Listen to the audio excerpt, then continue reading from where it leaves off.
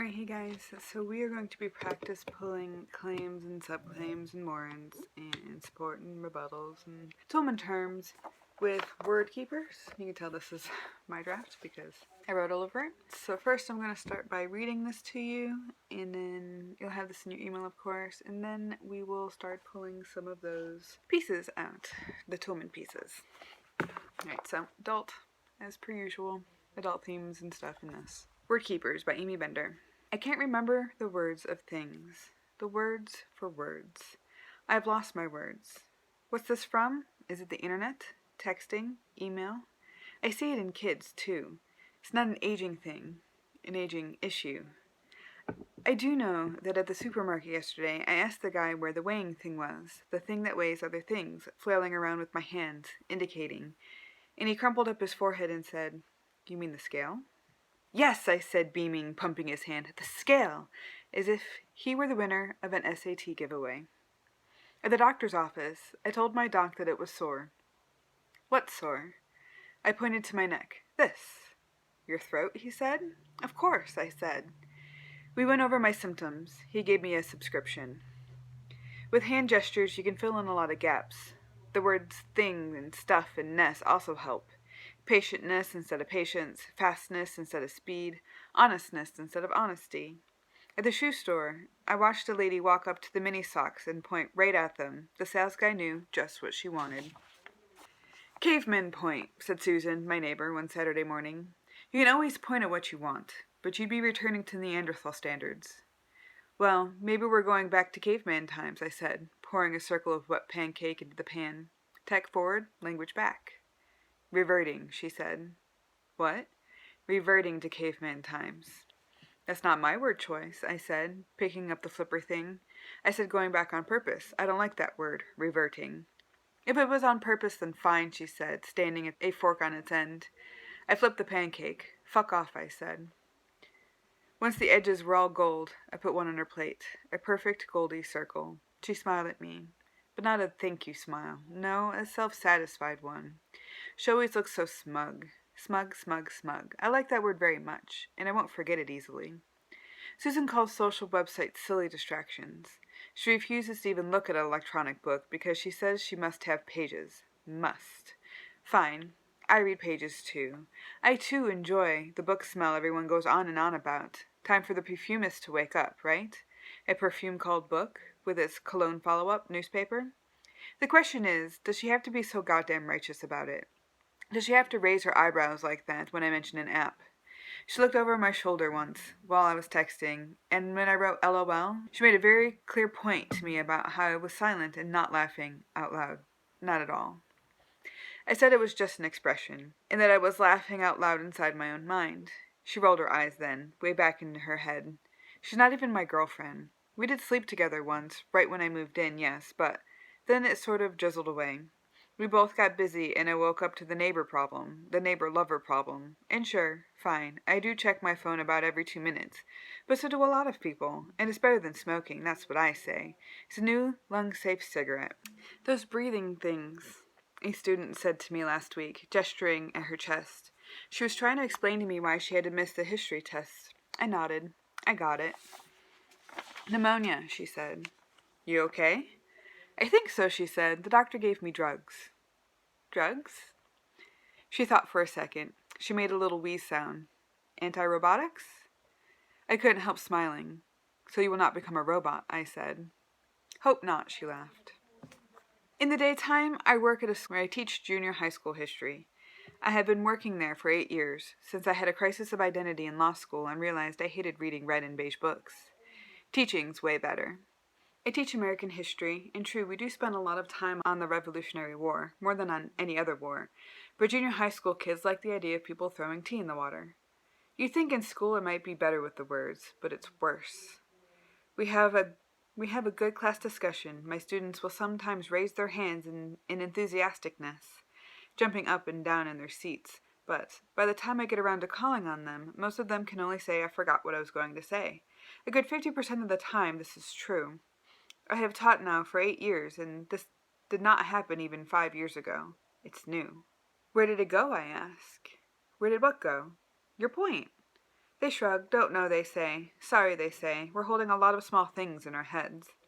What things, I say. Things, they say, in our... And they point to their heads. We're holding a lot of them.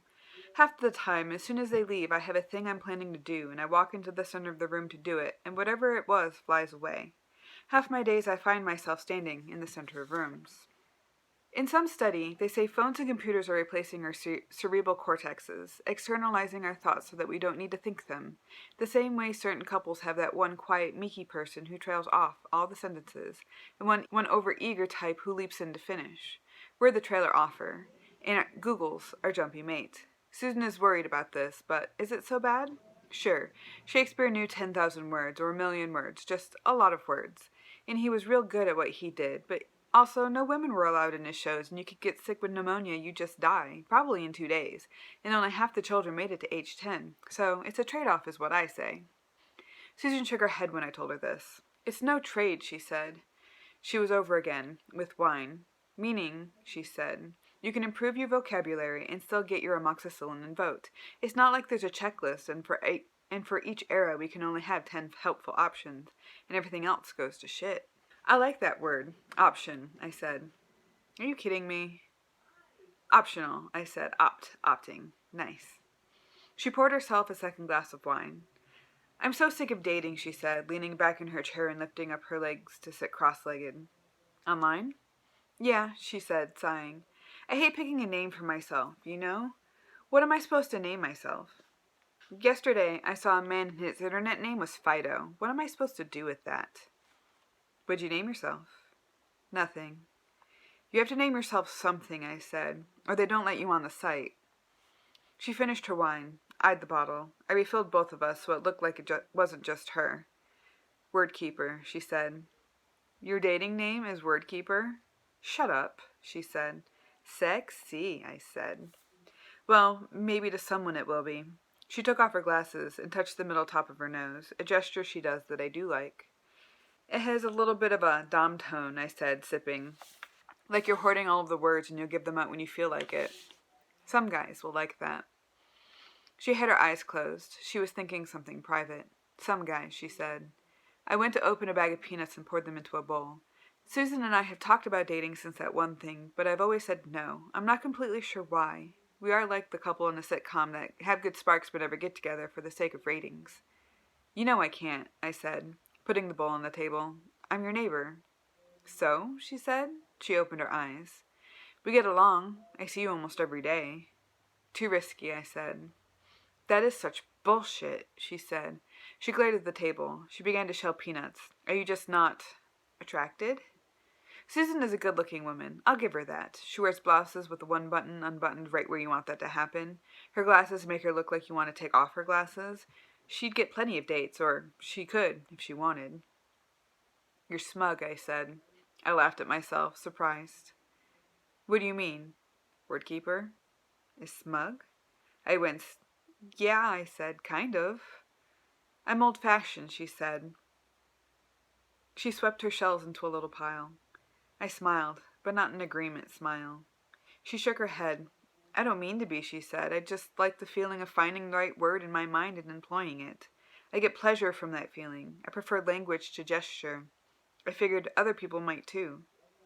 Sure, I said. I don't think I'm better than you. It's okay. You probably are.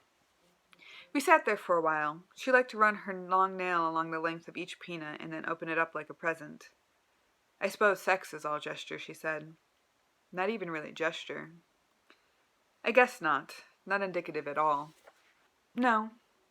She ate the peanuts. She was flushed from the wine. She wanted to take off her clothes, I could feel it, the same way she was undressing the peanuts.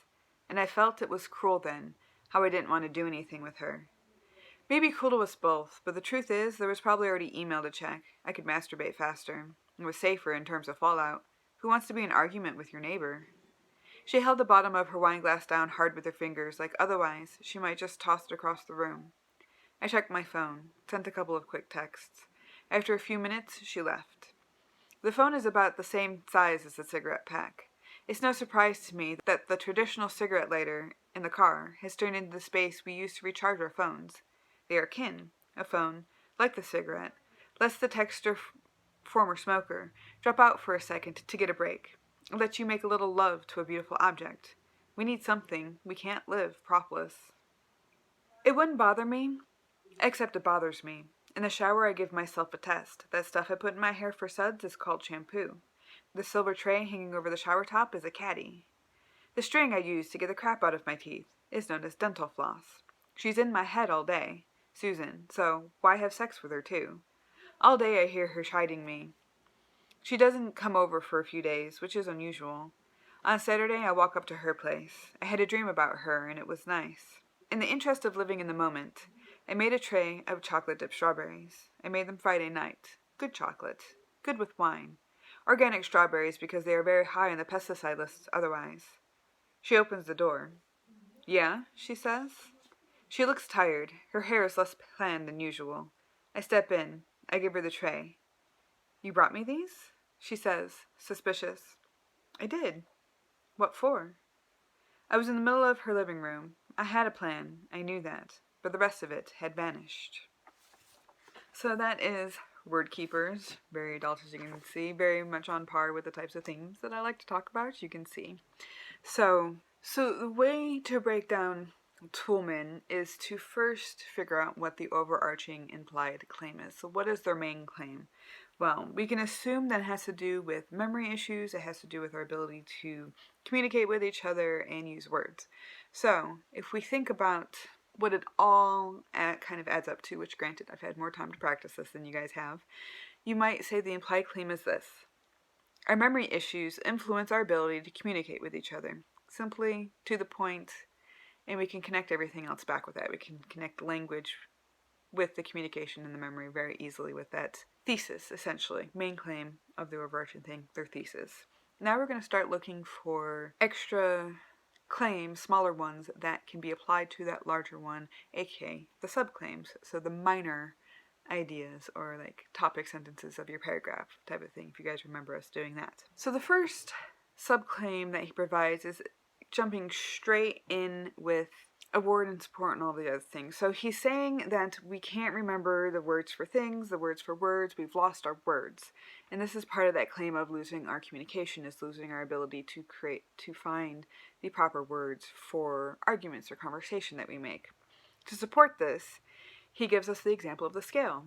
Where's the thing that weighs other things? When he goes, it's sore. What sore? My neck. The woman goes right up to something and points at it, and they know exactly what she wants. These are all showcasing our lacking ability to locate the proper words for communication's sake. But it's also showing that communication still happens, although in a more haphazard, longer process, most of the time, than employing the proper words, as Susan might. However, in the woman who just walks up and points to the socks, that probably takes less conversation, less communication, is much clearer than using words might be. So it's an interesting support that he provides for us that can be taken in multiple perspectives. And this also creates two warrants on this first page. When he talks about where does this come from, speculating about where the communication has gone and why we've lost our words, he says, is it from the internet? Is it texting? Is it email? And no, it's not an age thing. It's got to be a culture thing. It's a new technology thing.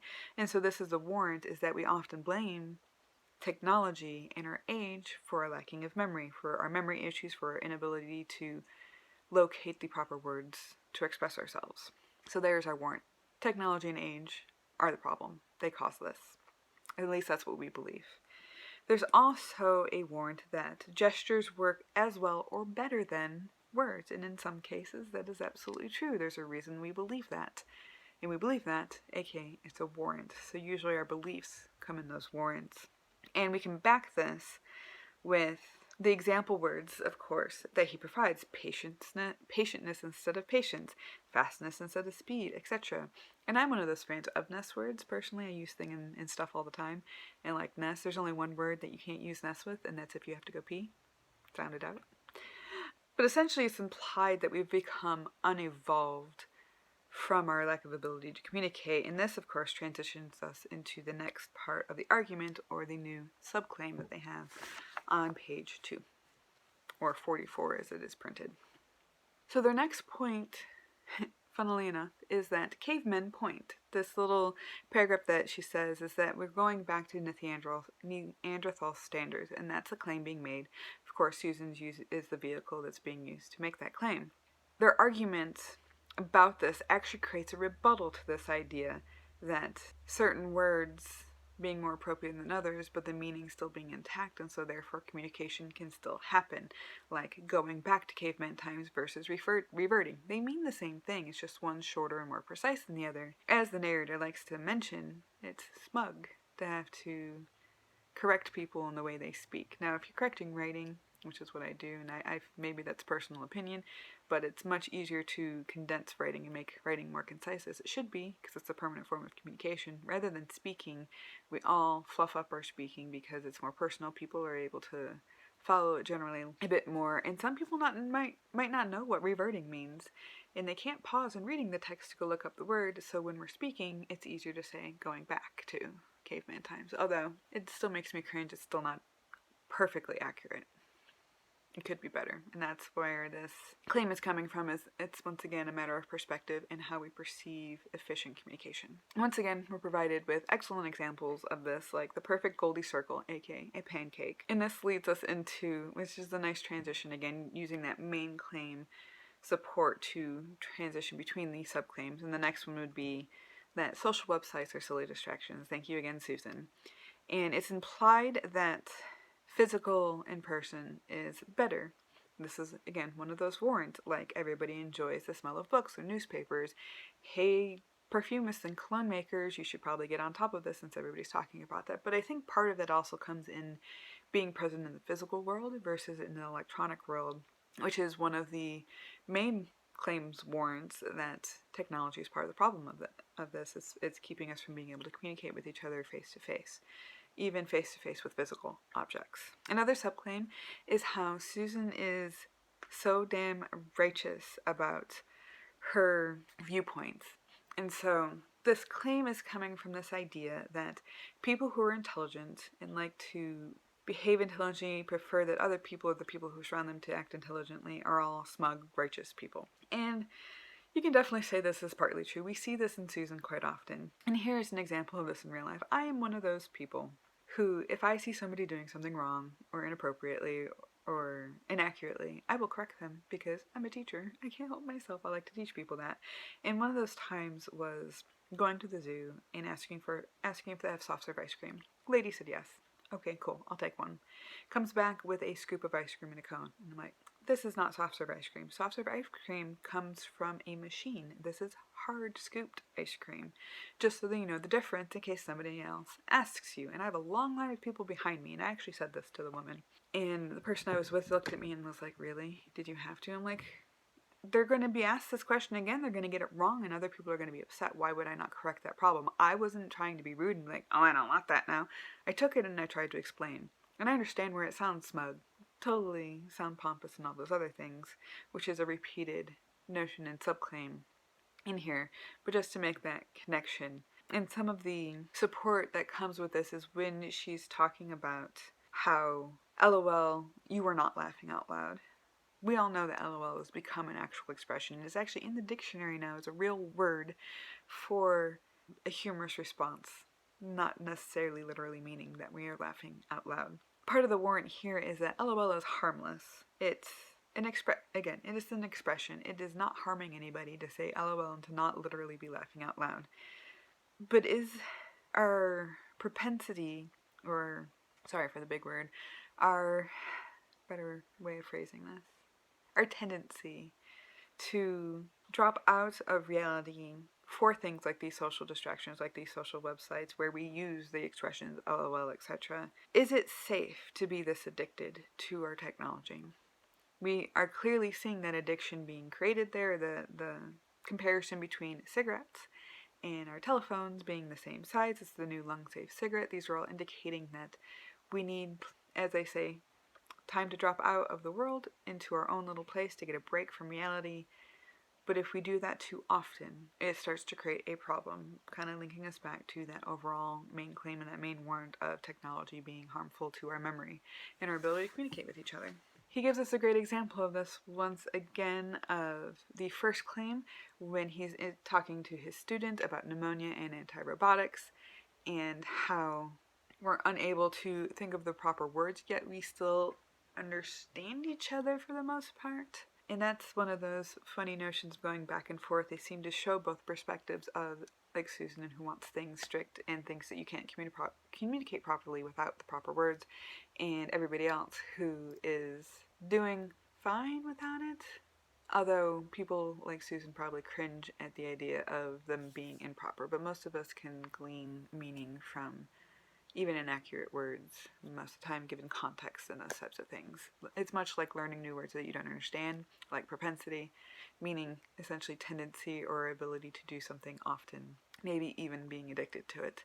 Which is why I use that word instead of tendency, because it has that stronger extra context to it, but because of our situation, you understand, hopefully, what that word meant, and that's part of what Susan is getting at, and what the narrator is getting at, is that if we're smart enough, we can figure some of the stuff out on our own.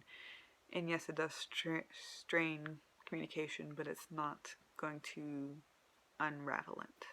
In the next section, they're also saying something about the intelligence and our education of the youth. Think about this being the teacher and somebody not knowing the words for things and using ness and not really communicating well as a teacher typically means that they're not going to teach well, which means the education of those students is going to be lacking, and this is going to create a perpetual cycle. He even mentions this in support, a subclaim for the overall claim as well, is that you'd think in school it'd be better with the words. You think the teachers and professionals would be better at this, the students who've been studying would be better at this, and that's not always the case. It seems to be the time, our culture, that's influencing our ability to think properly and to communicate with each other properly and to choose the proper words. And he even says this, like students being enthusiastic or raising their hands with enthusiasticness, once again reminding us of the issue throughout. This is that support for it. And he says 50% of the time they don't remember what they were going to say, and this wasn't true 8 years ago. So he's qualifying that this is a new problem, which means there must be a new cause for the problem that we haven't been looking at otherwise, which would make age probably not part of the issue, because we're all going to go through the aging process at some point unless we die young, and we've done this since existence started. So it can't really be an aging issue that's declining our ability to communicate. It's something else. It's something new, that qualifier. And when he talks about them holding a lot of things in their heads, this is once again reinforcing the claim that the claim with language being difficult, and the warrant that teachers also suffer from the same issues as the youth do, because it's cultural. This is also setting us up for that jumpy mate, Google. He sets us up pretty well for that. And we use Google to think for us, essentially. This is part of the warrant. It's also become super responsive. Google back in the day was not as responsive, didn't suggest keywords or end phrases or any of that other stuff for you. You really had to know what you were looking for to find things on the internet before it became so abundantly full of things and much easier to navigate than it was back then. And that's part of this newness. Even though we had this quite a while ago when I was younger, we weren't able to get the kind of response from Google that we do now.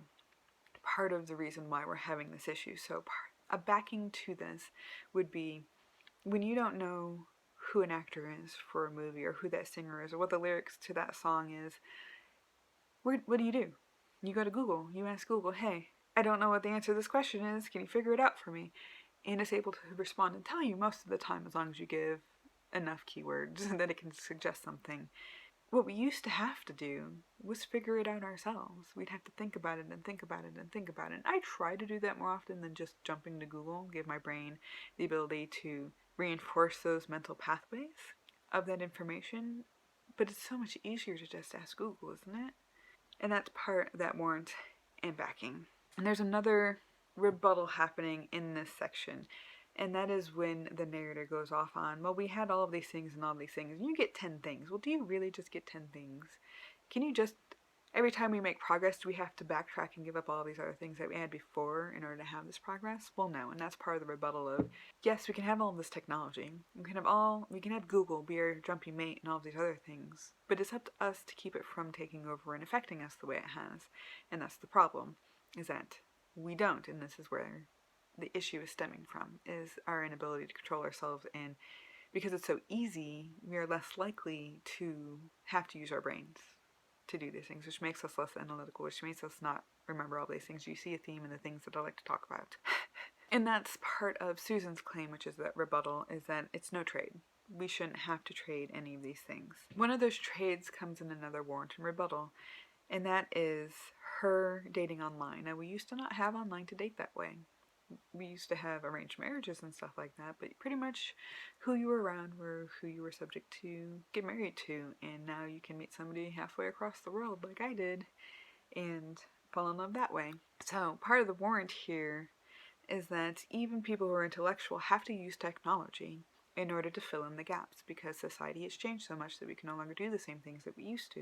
It's not as safe to go to the bar to try to find somebody to go on a date with. It's not as safe to go out to the mall and run into a stranger and hope that stranger is safe. I mean, current circumstances beside, our culture doesn't allow for those things to be safe, and so we tend to rely on online. And it used to be that online didn't seem safe, and now online is more safe because we can find out more information about that person before we meet them than we could have if we just met them randomly. Another warrant and backing come from the other addictions that we are shown. We see that Susan is addicted to wine, or at least she likes to drink. It's part of her coping mechanism, much like him texting is part of his mechanism. How some apps and games are part of our adaptation to cope with life and busyness and needing a break, because we are go, go, go, go, go, go, go, go kind of culture. Therefore, we need time to have that cigarette break addiction, that texting break, technology, that wine break. Another addiction, alcohol. There's plenty of ways we can make connections to how people cope with reality in life and being busy and having to remember all of these, keeping all of these things in our head all the time. Another warrant happens, which is probably not intentional, and that's when he says Wordkeepers, this Dom tone. And when I think of Dom, I think of 50 Shades of Grey almost automatically, and that's a cultural reference that wasn't intended initially. But even though the time frame doesn't match up, we still make our own links and implications because of those links, because of our past and our history, makes a reading response this way. And so I want you to keep that in mind as you react with the other texts, is that sometimes it may not be the intention of the author, but it still connects with an audience in a certain way, and that is still a valuable way to explore themes. Now, another rebuttal that happens with Susan and the smugness and this idea of being better than other people is that we often find that speaking well or correcting others or having higher standards or a different culture, any of these things, makes us smug. Like I said with my ice cream story. The warrant is that we tend to see intellectual people as, we demonize them because they make us feel bad about ourselves. And we would rather have just that regular person around us rather than somebody who is intelligent, who might intimidate other people or rub other people the wrong way, like the Big Bang Theory and Sheldon. Uber intelligent, probably lacks some social skills because most people understand not to correct other people, that they're not the center of the universe and all these other things, and that is part of the rebuttal issue, is that we probably shouldn't see them that way because they truly are just different culturally than us. They behave a little bit differently than us, and we shouldn't hate them for the same reason they shouldn't hate us for just speaking differently, essentially. And Susan even says, I don't think that I'm better than you. And he says, that's okay, you probably are. What does this do for the argument? Is she reinforcing that intelligent people are better than non-intelligent people, that people who can employ the right words are better than other people? I don't think so. And I don't think people who are more intelligent often think that way about other people, because all people have value no matter what their intelligence level is, etc. It's just honing in on that communication aspect. She's probably better at communicating than he is. And that's okay. He understands that because he is not trying to be that excellent communicator. He doesn't care as much as she does. Otherwise, he'd put in the effort and sound like she does, right? And so there's this complication, context, perspective happening within the story to help amplify or support the overall argument claim being made. And he reinforces, I say he is the narrator, she is the author, he is the narrator. But on page 48, they start creating more links between the cigarette and the phone, and how many addiction references are heavy, and the effect that they have on our society. Addictions hurt us. I mean, we're not supposed to have things that hurt us, but essentially just reinforcing that addiction, whereas she's addicted to wine and having the right words, probably books and stuff. He is addicted to having those texts and those breaks and more of that wine. So another warrant present here is when he's talking about how she's always in his head, and he's like, what, and he starts giving himself that test. So this thing is a caddy, this thing's shampoo, this is floss. It's making Susan seem unattractive because she's a nag, and that's the warrant, is that people who are more intelligent than you, always correcting you, kind of nag you. It reminds me rather a bit of Idiocracy, where people are made fun of for their intelligence rather than people being made fun of for a lacking of intelligence. And that's pretty much been a cultural aspect of ours for a long time. Most of the people who are bullied are the smart kids by the big dumb kids, right? That's the stereotype that we typically go with. And so it's reinforced here with Susan being the unattractive nag, even though she wants to be attractive, and she is attractive physically, just not her personality type, because she is that smug word keeper.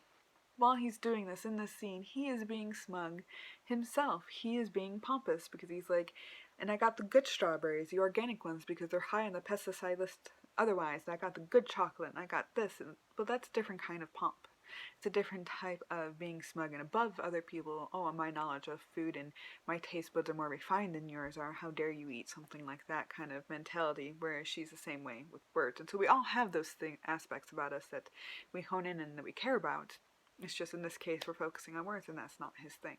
So again, perspective is a really interesting look at the way we communicate with each other and why words are effective in some cases and not in others, and why we use ness and thing and stuff and that type of thing. I'm doing it right now. So last note, how does the conclusion reinforce the claim or the theme throughout? He comes into the middle of their living room, and he had a plan. He knew that, but the rest of it had vanished. A few times he mentions walking to the living room and forgetting what he went there for. That happens to me quite often, and this is that physical prompt reinforcement of us losing our memory, of us not having that jumping mate to remind us of what we're supposed to be doing, and our lack of attention span.